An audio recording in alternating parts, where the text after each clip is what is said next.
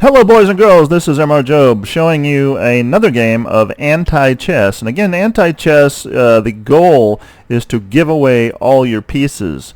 And so, actually trying to make the other opponent look like a fool with you just constantly sticking your pieces out in front of him, like, hey, take this one, hey, take this one, hey, take this one. You don't actually say those words, but you get the idea.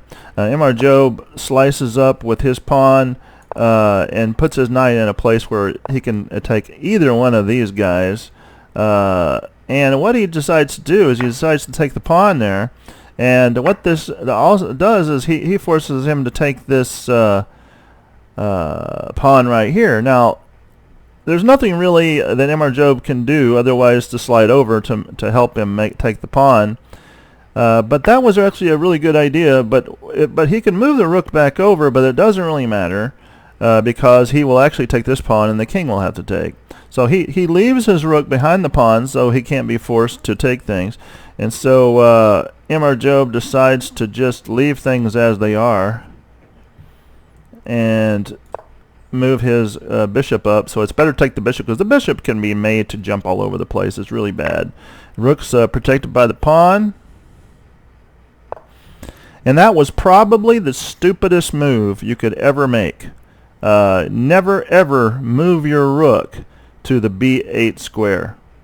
That is in all the books that's proved in science, in mathematics and physics, and pretty much all the other types of physics that there are. So just remember that, boys and girls. Never move that particular piece in that particular direction. Mr. Job moves up his pawn. Now let's see what happens here. Let's see what happens here. He moves up his pawn in order to establish a something or other. Now he moves this pawn up. If he moves this pawn up, he'll take that, and the king will take that. So it's not really a whole lot. But he decides to give up a big piece, which was actually a pretty decent idea. But then the king has to retake. He throws away, he is able to give away a rook, which was probably one of the best moves. They did a study on this, an analysis on that, and that was one of the best moves ever made. I couldn't believe it. You couldn't believe it. We couldn't believe it. She couldn't believe it. It's like a bunch of ice cream cones. Okay, so the pawn is going to be taken next, and he's just basically forcing him down the road to start eating up the pieces. Oh, that was probably not that great of a move. Oh yes. Oh, he has to take it no matter what. There's nothing really he could do. And he can start moving down this piece right here, but it doesn't really matter. Mr. Job had that taken care of. If he moves that down, he could take the pawn, but the queen would take him. And so he says, "Okay, Mr. Queenie, take that one." Then he moves his knight up. See how this is? He's forcing Stockfish to just eat up all of his pieces. It's amazing. It's just amazing to watch. Look at this. Look at this. Now, here's the situation. The queen can take both the pieces. The knight can take both those pieces. So all he has to do is get his rook out of the way.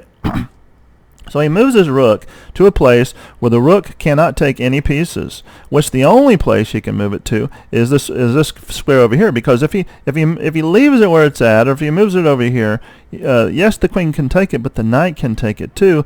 And then what'll happen is the knight will move over here and take that piece. Mr. Job will slide after sliding this over. The queen will take it. Actually will not take it. If he moves over here, the knight will take this. He will be forced to take the queen, and then and they'll move a silly move like the pawn up, and he'll have to take the rook would have to take the knight. So he doesn't do that. He moves the rook all the way over to the other side so it cannot take.